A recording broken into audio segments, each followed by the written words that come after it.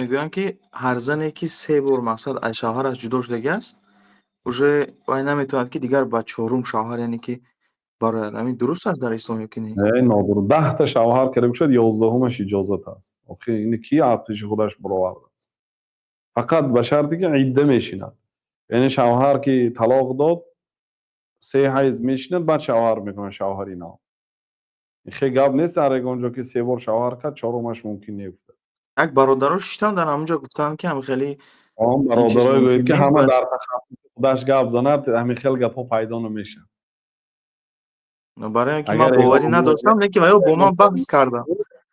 این گپ یگان دومولا میگفت در اون حالت میفتید که دومولا خوب است علمی نو آموختیم از شما در کدام کتاب در کدام نو حدیث در کدام آیت قرآن گفته شده است.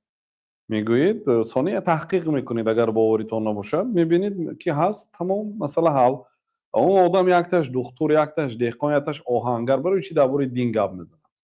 اما در تخصص خودش گپ زنه در خیلی گپا نمیبرد.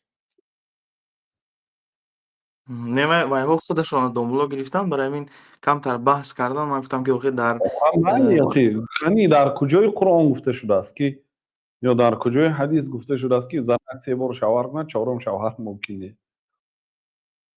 ممکن است شوهر کردن گیرد حلال و پاک.